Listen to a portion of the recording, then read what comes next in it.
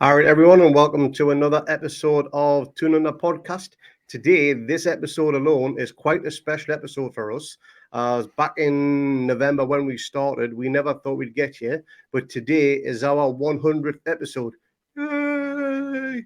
So, welcome, Jack. Welcome to our 100th episode. Did you ever think we would get this far this quick? None of us had a fucking clue what we were doing when we started, so I think we were pleased. We were pleased to get to 10 episodes. So yeah, to have 100 videos now and all of the audio and things we've got, I think it's pretty good. I think we've put in a good effort. So let's keep it going. It's been a lot of fun. Let's keep it going. Yep, let's look to the next 100 and beyond that because we've got some amazing content coming up. But today, we are going to talk about lineups, formations, team inclusions, and that sort of thing. So, Eddie Howe could potentially have a bit of a formation starting lineup dilemma in terms of having players back fit, which is always a good headache to have, to be honest.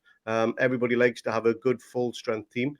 And what we're going to do today is just cover off a few of those things, what we think is the strongest starting 11, what the right formation is for that starting 11, and if we think certain players have decided they're good enough to include a start just yet. So I'm just going to ask first of all, Jack, besides the two long-term injuries to Kraft and Shelvey, would you say it's pretty much our strongest squad currently available right now? It looks that way. We don't know what's happening with Maxi and Bruno and with Wilson as well. And obviously Darlow seems to have picked up his knock, which means we've got Karius in. But yeah, it seems obvious that Shelvey and Kraft's going to be out for the whole season by the looks of things. Yeah. And it looks like Shelvey will be out at least until probably after the World Cup.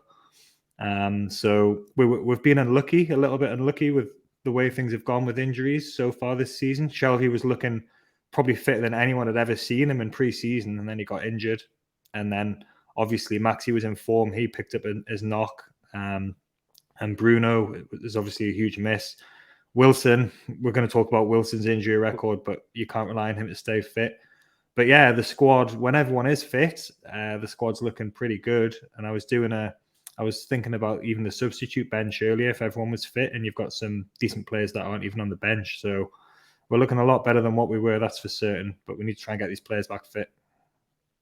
Yeah, absolutely. So we're going to start off with the probably the trickiest one, and that's the striking situation. Now, I think it's pretty much a given. Chris Wood finds himself at the third choice striker at the club. I don't think anyone has got anything to say against that. But right now, would you say, purely because of how long he's been at the club, the number shirt he wears on the back, is Wilson still our number one striker? It's the age-old question with Wilson, isn't it? If he can stay fit, if he can stay fit, I think he is the number one striker. He's the more established player. He's played in the Premier League for about 6 or 7 seasons now. He's got England caps. Scored a goal for England. Isak is new to the league. He's a young player, heaps of potential. But I think if everyone was fit, but that's a big if with Wilson, as we know.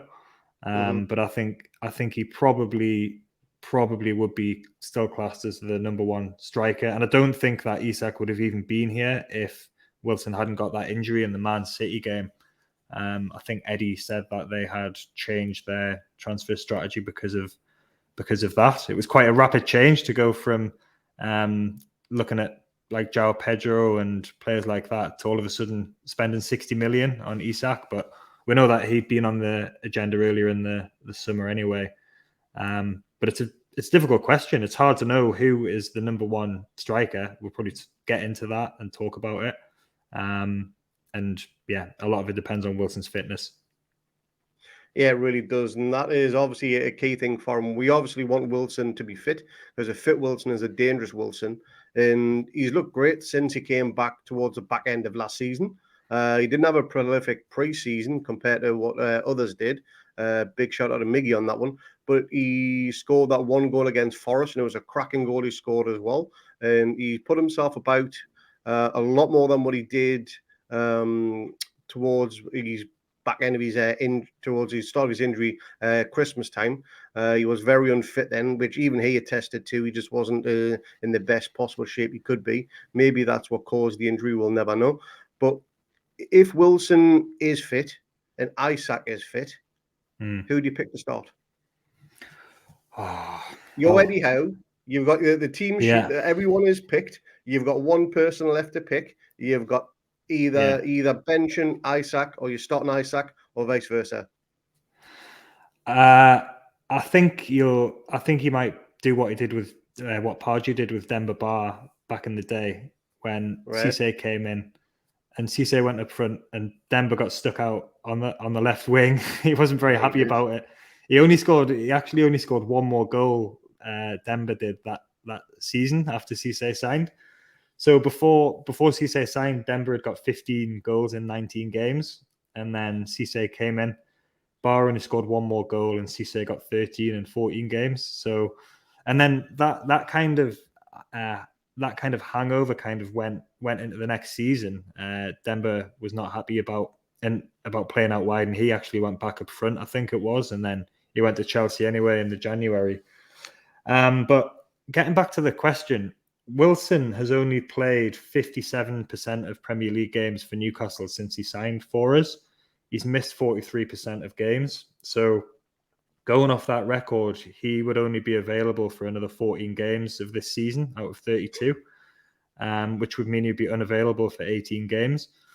So we just don't know what's going to happen with that. He's got a hamstring injury at the minute, which he has had previously when he had previously with us, and I think at Bournemouth as well, he had a hamstring problem. So I just think a lot depends on whether he can stay fit or not. I think assuming on the assumption that he is fully fit and that they're both fully fit, I think there's a chance that Wilson would start up front and that Isak would be put out to the wide position. I think possibly because Isak's got the attributes to play out wide. He's got pace, he's got skill, he's got energy and stamina. But he's only played 4 games out of 200 in his whole career out wide as well. His position is quite clearly as a full-on striker, number 9. So, and it would probably depend on who we were playing against as well and what the game situation was. But I think there might be a chance we might see both of them start together at some point, and that would be interesting to see how that would go. Yeah, because Eddie Howe famously only likes one man up top effectively. Whether you call it a 4-3-3 or a 4-5-1, depending on which way you look at it, there's never really been 2 main strikers on there. Very rarely did we see Chris Wood and Wilson together, albeit injuries kept them apart for a fair bit. But even when it was Wilson and Joe Linton, when he was still technically a striker, even Bruce didn't play them together, 2 strikers up top at the same time. It's just something that, is it that part of the formation just dying out in football and the formations are a lot more fluid now, or 2 up top is still something that can have a positive effect on the game if you've got the balance of strikers? Well, yeah, it's interesting, isn't it? Because teams back in the day, even not that long ago, used to have 4 strikers in the squad and pretty much always used to play with 2 strikers. So like you talk about like Henry and Bergkamp at Arsenal, and then you had at Man United, they had Cole and York and Sheringham and Solskjaer all at the same time. Even we had Shearer and Bellamy and Shola and Lualua.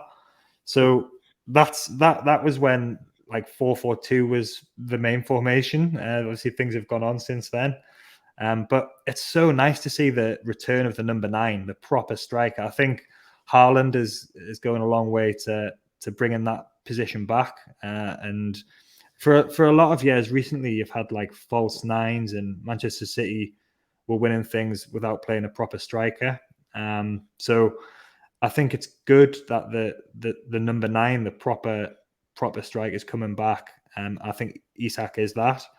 But like, I think you're right. It's formations are so fluid and flexible, and there's no such thing as kind of like a set system or a set formation. I was watching a video I looked at a thread on YouTube about Eddie Howe in the Manchester City game, and it was just explaining about all of the little tactical tweaks he'd made.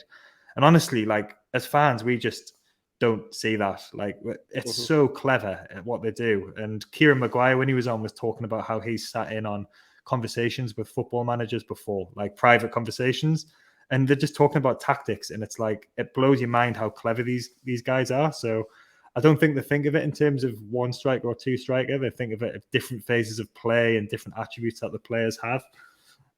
So Eddie Howe has previously used two up front. When he was at Bournemouth, he played Wilson along with Josh King a bit, but King tended to be more withdrawn. It was like a 4-4-1-1 or a 4-2-3-1 with King in behind. Yeah. So again, that could potentially be something we see if we have Isak in behind Wilson. But I think Isak's probably more flexible in terms of more versatile in where he can play than Wilson. I can't see Wilson playing anywhere other than that striker position. Yeah, agreed on that one. One question I was going to ask as well is, do you think Wilson and Isak, they could become the modern day Shearer Bellamy type thing? Because at the time, Shearer's legs and knees, they weren't as mobile as they used to be, and relied on Bellamy's youth and his quickness to make up that ground that Shearer no longer could cover anymore. Could Isak and Wilson be a potential modern day interpretation of that? Yeah, there could be. I hadn't really thought of it like that. The different kinds of players. Although I remember after I think it was the Burnley game last season where Wilson had scored that goal and he'd put in a real good sort of captain's performance, and we were saying that there was similarities to Shearer in there. Wilson's only just turned 31, I think, or 30, so he's probably hoping he's got a few more years in his legs than Shearer towards the end, who was like 35 by the time he retired, and he was kind of walking around on a Zimmer frame scoring penalties. Everybody else was running around for him. But yeah, I think it's going to need a complete system change potentially if he wants to get the two up front, because we're playing a 4-3-3 at the minute with one recognised striker. I'm not sure how stuck Eddie Howe is on that system. It seems to work for the team as a whole. But now we've got more options, which is, it's a headache for him, but it's a good headache, as they always say. It's the kind of problem you want to have. But yeah, I just don't think we're going to see Wilson fit for consistent periods for long enough for them to form any kind of persistent partnership. I think that would be the main concern. And because of Wilson's potential fitness issues moving forward, you then probably got to say Isak will be the number one striker at the club. And I think that's what he's been bought for, yeah. With the long term, Wilson has only got another probably couple of years anyway at a club at our level who wants to progress, even with his injuries as well. So I think Isak's been brought in to be that long term striker. You know, we've got the spine of the team now with Botman and Bruno and Pope, and Isak is that striker, I think, for that team. So he is going to be the number 9, I think, in future. It'll just depend how much more we can get out of Wilson. But it's definitely a problem that clubs have. Like Spurs have struggled with this for a long time with Harry Kane, because everyone knows they play with one striker, and when he's fit, it's Harry Kane. So they've had lots of players who've come in knowing they're going to be backup basically, and then not really hitting the ground when Kane's been injured. Because they haven't been having the game time. So they seem to have remedied that a little bit now with Richarlison, who can play up front. And Kane's obviously fit and in form anyway. But it's a kind of a problem when you've only got one player in one position. How do you get equal quality coming off the bench? It's very hard, especially if you've got someone of the quality of Kane or Wilson.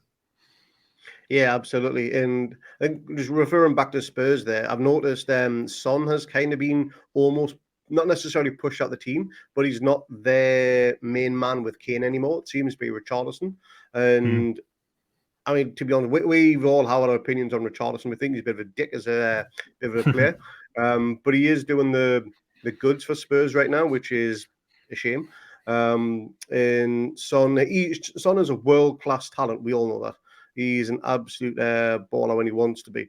And if someone of Richarlison's quality is keeping him out, that again is a headache for Conte. in terms of who he picks there. And if Son wants to take a bit of a strop, we flog Wilson, we get Son in the summer, him and Isaac up front. I'd gladly take that, not a problem whatsoever. That would be one hell of a nice partnership. It really would, wouldn't it? Spurs have got Kulusevski as well, who came in and he's been doing well. Yeah. So they've got a good manager, like Conte. He's got his style and he knows what he's doing. So, but yeah, that is an issue they've had for a long time. They had Janssen, the Dutch player. They had Soldado who came in. That was a few years ago now. But then they had I can't even remember what he was called last year, the guy they had, but he only got a few Europa games. So they've really kind of had a problem with what to do with that position when Kane's not there, because it's such a big drop off in quality. So Newcastle have kind of remedied that. Like you could see last season, the difference when Wilson came back for those games at the end of the season, like you just mentioned before.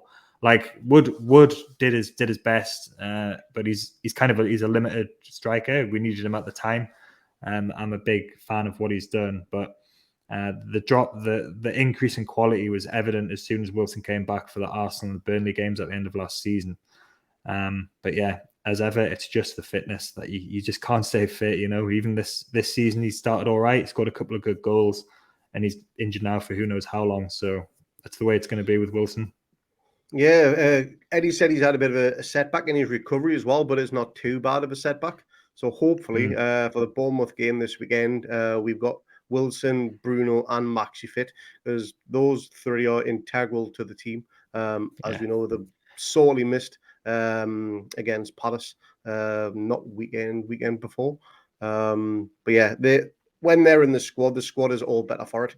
I didn't realize as well with Wilson, just going about his injuries, he had two separate cruciate ligament injuries at Bournemouth. So I knew he'd had one, but I was looking into this earlier. So he had his first season in the Premier League where he got his cruciate ligament injury, and then he got one towards the end of his second season, which then went into his third season in the Premier League.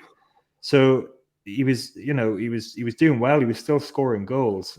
Even in the first two seasons, he scored 11 goals in 33 games. So he had a 1-3 record. And then he got 28. He had played 28 games with 8 goals in his third season after he recovered from that second ligament injury. So he's doing what he does. He scores goals, but they're two real serious injuries to have when he was at Bournemouth. And then in his last 2 seasons at Bournemouth, he only missed 11 games. So he played 65 games in his last 2 seasons. He played more than 30 games in each season, and he scored 22 goals. And that was when Bournemouth were getting relegated as well that second season. So he's he wasn't injury prone as such. He just got 2 really bad injuries, and then he recovered well from them, and he was doing well. And then as soon as he's come to Newcastle, he played 26 games for us in his first season, and then he played 18 games in his second season. So, again, he was doing the same thing. He was coming in, he was scoring goals, he was looking good, but he's been missing games like significant periods of time as well. And like you said, last season, that hamstring injury, or it was a calf injury, a thigh strain he got, but it just went on forever. Like he got that in the January, and we were like, oh, he'll be out for a few weeks. All of a sudden, it's kind of, at back end of April, and he was still not back yet. So we have to wait until the last 2 games of the season to see him fit. So it's not just the kind of fact he gets injured, but it's the severity of the injuries, which is probably only going to get worse as he gets older as well. And just on a side note, because of his injuries, and say you're Gareth Southgate right now, would you be looking to not include Callum Wilson in your squad for the up-and-coming World Cup? Or would he take a punt? I don't think he can. I just don't think he can rely on him. Again, with England, it's the same thing where that Kane starts all the time anyway, and you've got Sterling in there as well. But there's definitely a vacancy for that backup striker position, which Dominic Calvert-Lewin has had previously. Tammy Abraham's been in and around, and he's doing quite well for Roma. Ivan Toney obviously scored his hat-trick the other week, so he's in with a shout. Ollie Watkins. There's definitely a vacancy there. So again, like Wilson's talked about this, if he can get in, if he can stay fit, and if he could have just stayed fit at the start of this season and maintained that form, I think he would have been in with a good shout of getting in as the England backup striker. But yeah, fitness. Yeah, it's key to our form and to England's as well. Personally, I'm pretty much on the side with Lee here. I'd love the players to go to the World Cup, have a successful one, but guarantee we're going to have a lot of players going. One of them will come back with a serious injury, so I'd rather they didn't go for that reason.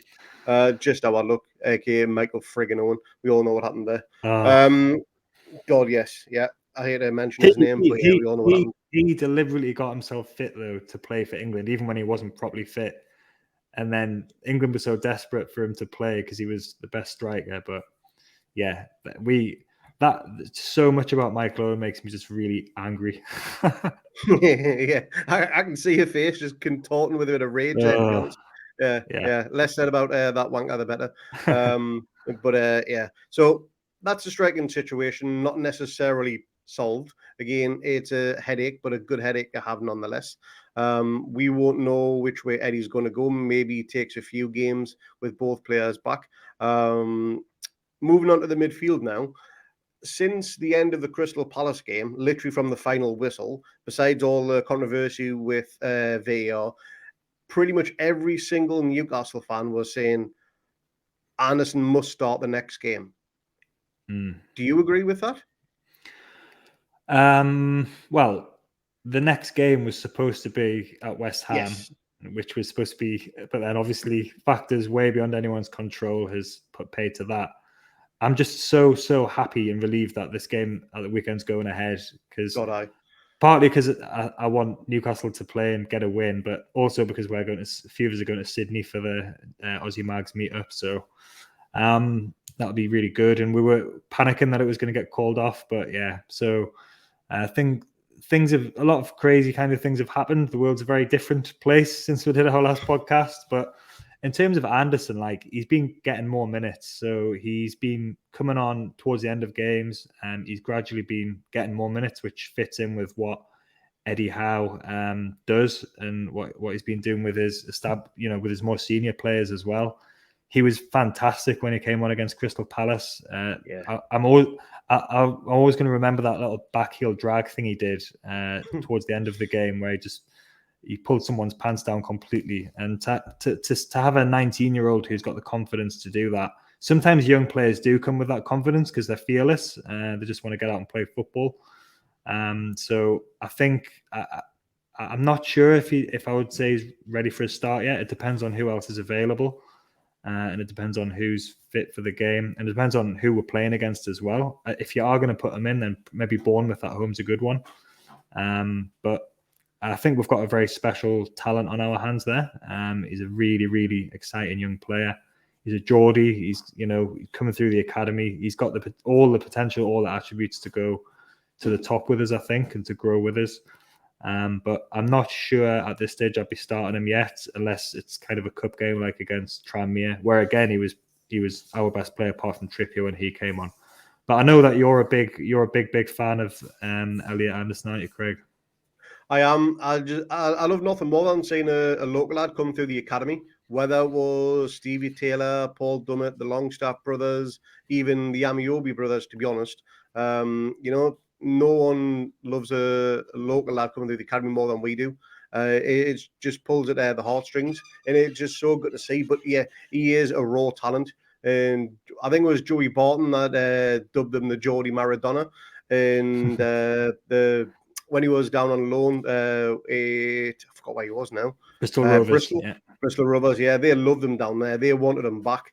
And we were thinking, it's League Two. The difference is unparalleled. You just can't get a comparison between League Two and the Premier League. But he fitted in so well. He had a great pre-season, and you wouldn't think this is his debut season in the Premier League. He's just molded in so good. And I don't know if he has done enough to start in terms of what he's contributed to the team, although he has contributed a lot. But one thing I can say in terms of parallels between Anderson and Eddie Howe is the way Pep Guardiola handled Phil Foden. It's a very, very similar situation. He didn't give him his starts early on. He gradually brought him into the game, kept him grounded. And then when the time was right, he just then unleashed him for a full 90 minutes. And Phil Foden now is probably one of the best under 25s in world football. He's an amazing talent. And if Anderson can be half as good as Phil Foden, which, he could very well be, then we again have got one hell of a talent on our hands. Yeah, and Guardiola as well didn't let him go out on loan. There was a big clamour from the media and from some fans as well to just get him out and get him playing football. But I think Guardiola knew that he's going to be better off training with David Silva and Aguero and De Bruyne and Bernardo Silva and all of the other amazing players Manchester City have got.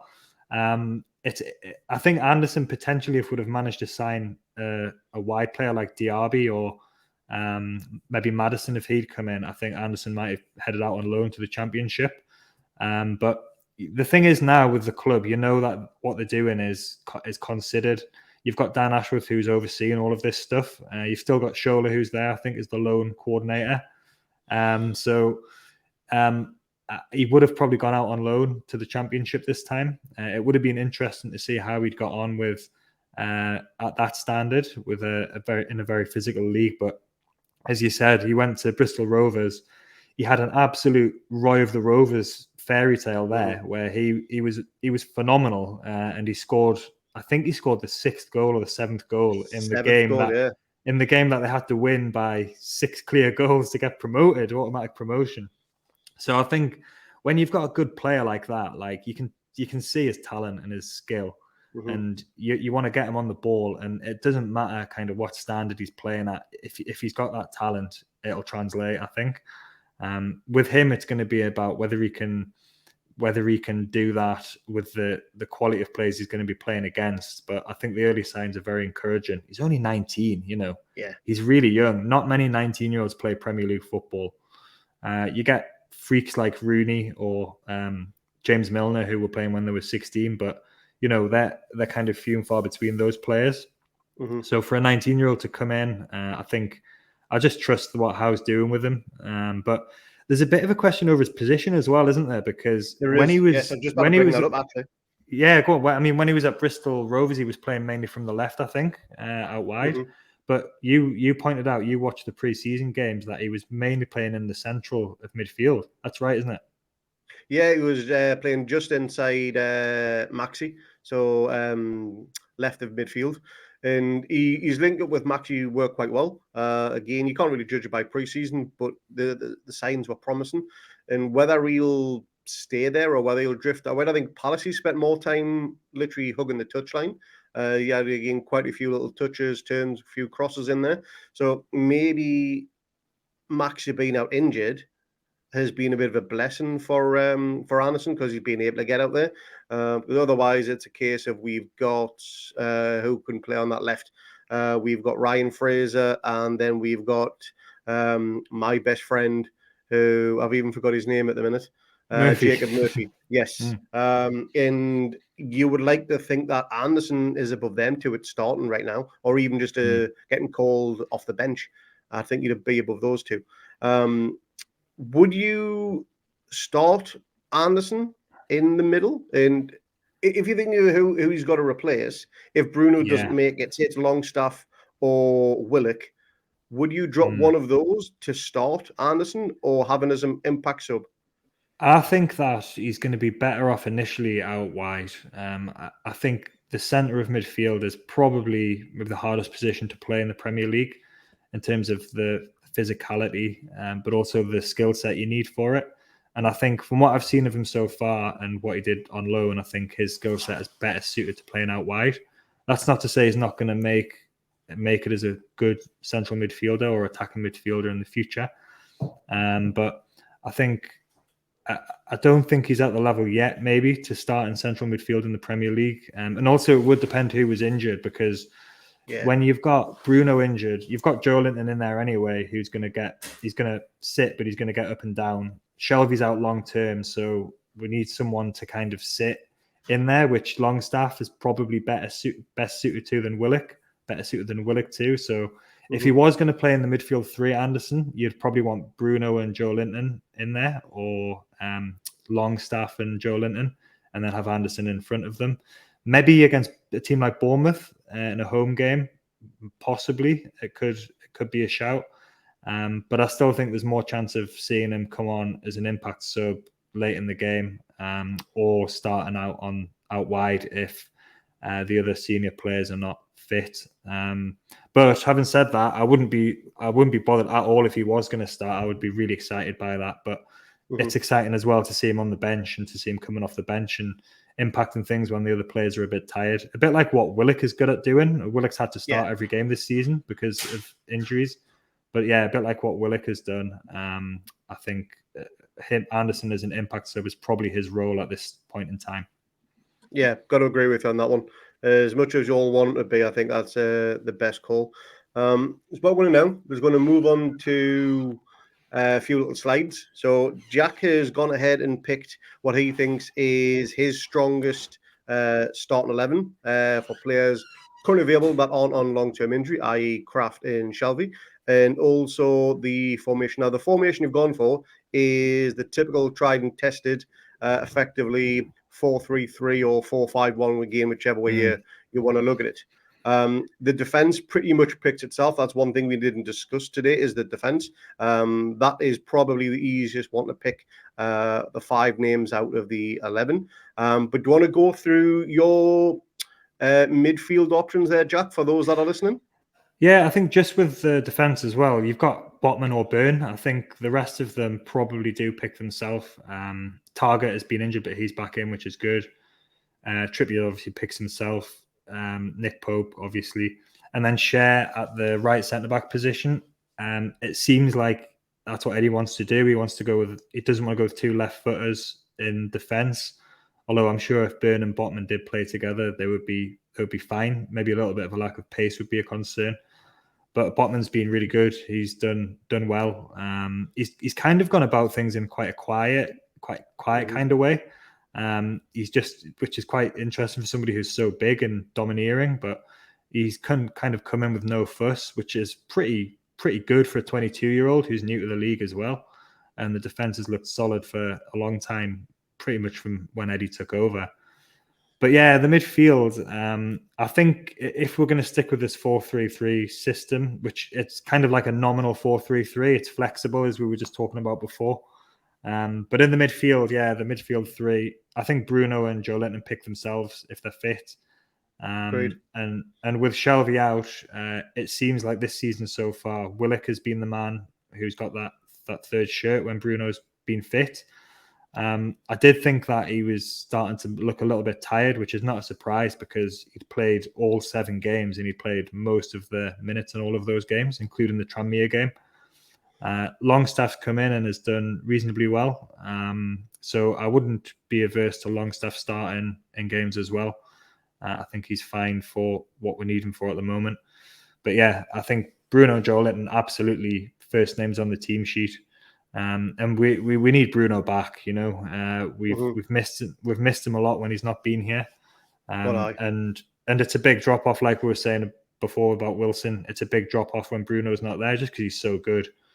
He had such an impact last season, and he can play a few different roles as well. So if needed, he can sit in a defensive position, or he can kind of play that box to box position, which is what he did last season. He can basically do anything, but he's got the discipline and the sort of tactical awareness to do what's asked of him as well. So we definitely need to get Bruno back in there. Yeah, Bruno, he's the catalyst of everything in that midfield. Interesting choice, and I know we talked on this earlier on in this pod. You've stuck Isaac out on the right of midfield. Any specific, is that just so you can get him in the starting 11? Or is that where you think he can genuinely have an impact from, considering he's played so little there? Yeah, I think that the kind of question that I'm sort of asking myself with this is, he is best up front and he's probably our best striker. But if Wilson's fit, Wilson, we know, can score goals and is effective. And he leads the line well. I think Isak is probably going to be, he might be more productive in that position, even though it's not his favourite position. I think he probably knows that he's going to be put forward long term, and he knows that Wilson might get injured, and in that case, he'll be straight up front. But he's got the attributes to play out wide. He's got the skill, he's got the pace, he's got the stamina, he's got the ability to beat players. He's got the ability to carry the ball forward. So I think we might just see more productivity from him than what we're seeing from Miggy, who is doing what he does, running a lot. He had a good preseason. He scored the goal against Man City. Yeah. But I think Isak might just be a bit more productive out there. So he has historically, when he's played up front, even he's pulled out to the channels anyway. So he's kind of pulled out wide. So he's not used to doing that. But it's just whether in some games Trippier is going to need maybe a bit more defensive cover from that position. Like Miggy does all the running. When Murphy plays, he gets a lot of flack, but he does do the defensive work as well. Even though he's not very good at the attacking side of things. So it's a balance, really, you know. And yeah, it's going to be interesting to see what happens. But if Wilson's not fit, you'd put Isak up front and put Miggy or Fraser out onto the right-hand side, probably. Yeah, that'd be a good call. And we'll move on to my formation now. I've gone for something slightly different, possibly even radical, some may even say. So on this one here, gone for the same back four. So left to right, got Target, Botman, Sean Trippier with Pope in nets. Now, midfield is kind of either, you'd call it a diamond effectively. So ASM on the left, Joe Linton sitting in defensive midfield, Bruno just slightly out on the right, but Willock playing in that effectively almost number 10 type role is pretty much where he played when Bruce got him on loan back about 18 months ago, I think it was now, thereabouts. And that is where I think Willock is a lot more effective than when he is when he gets the ball from the halfway line and tries to run at people. I think when he's got it in between the semicircle and the box, I think that is where he is most effective. And the amount of goals he scored in that short loan period he had with us was just insane. And that was all coming from that position played effectively within the number 10. But I have got two up front. I've got Isak on the left and Wilson out on the right.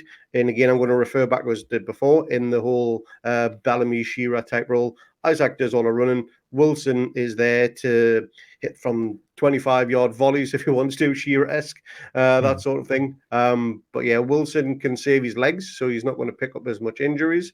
And Isak, he's only 22. He should be full of running at that age. And I think that could be a way that we incorporate both Isak and Wilson at the same time, both up front, with a good tackling mind, and Joe Linton just picking up all the scraps for when the ball comes back to us.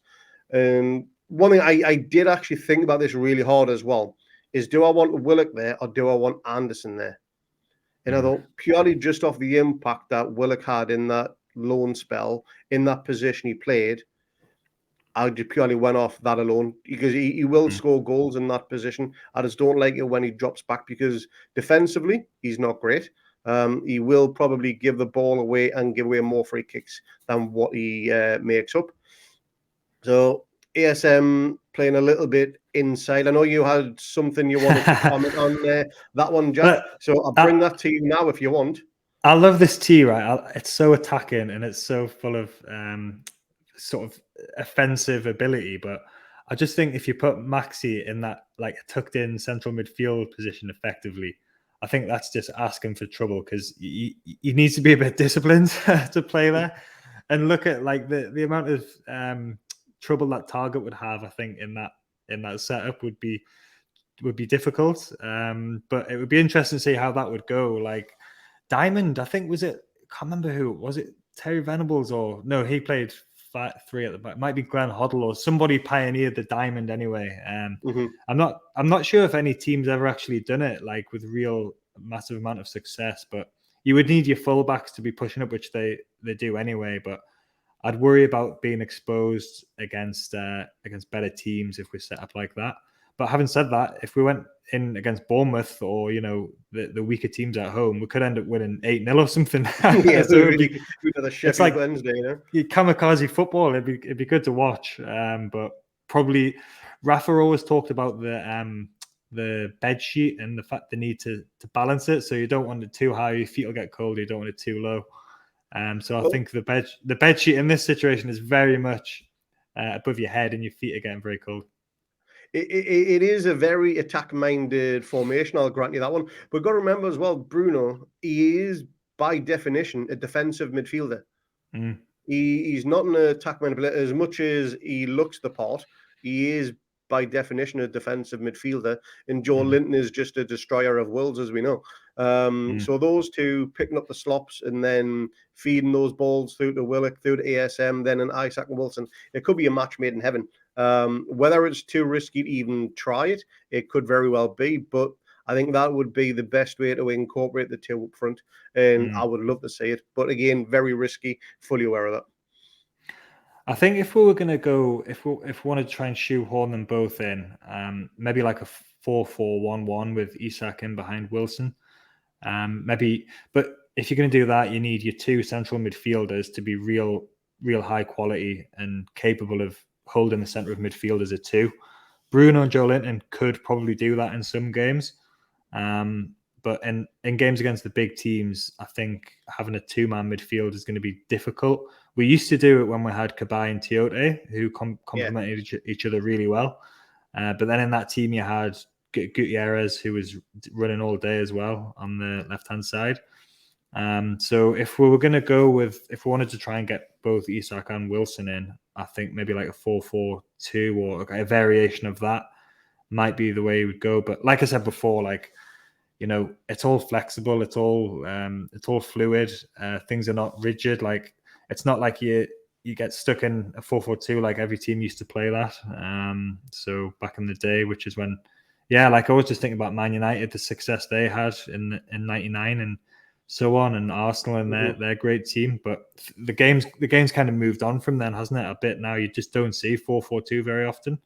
And it's a shame because the more strikers, the better. Like, you know, the better you like watching it. But you get teams like Burnley who used to anyway when in the Premier League played 4-4-2 with reasonable success. But that's kind of associated now with like dinosaur, long ball, hoofball kind of football. Yeah. So absolutely. Yeah. Gone are the days of Mike Bassett, Football Manager, 4-4-2 formation. I love that. 4-4-2. Gone are the days of that, and to be honest, it's probably for the best because football, like I say, it has evolved and for the better for it. But I think that probably concludes the pod for today. There's a fair bit to discuss there, and hopefully we'll give a few people food for thought as to what their formation would be, what their lineup would be. If you have any comments, let us know in the comment section down below. Come give us a shout on Twitter. You can say our Twitter handle in the comments as well. We'll post that down there. Love interacting with all of our followers, all of our fans. Come and say hello if you want to. And remember, this is our 100th episode, so thanks for everybody tuning in. We'll see you for the next 100 episodes as well. And Jack, you want to mention about the meetup this weekend? Yeah, I just want to give another shout out. So, like I said, we were getting very worried that this was going to get called off. So overnight, last night, we had some good news that the Newcastle v Bournemouth game is going to be on. The guys at Aussie Mags have sold 90 tickets now for the meetup. So people are Newcastle fans coming from all over Australia. There's 4 of us from the podcast going down. I think most people are going on the Friday night. So there's going to be welcome drinks on the Friday night, and then there's going to be like a 5-a-side tournament thing on the Saturday. We're going to try and break the Guinness World Record for Newcastle fans in front of the Sydney Opera House for a photo on Saturday afternoon, and then we're all going to Cheers Bar, which is a big sports bar in Sydney, for the Bournemouth game, which kicks off at midnight. So that's going to be really exciting. It's going to be good to catch up and connect with Newcastle fans down under, and if they can hit that 100 tickets, and all of the proceeds for the tickets go to charity as well. So it's going to be a really good event. We're very excited about it, and we'll feedback how that goes when we come back on next week. Yeah, well, we'll have footage of Jack with his shirt swinging around his head as Isak gets a hat-trick at the Gallagher ender. That's the That's one. what we all want anyway. But otherwise, stay tuned for the Bournemouth preview pod. That should be on later on this week. I think that may be Thursday or Friday. Not 100% sure on that one.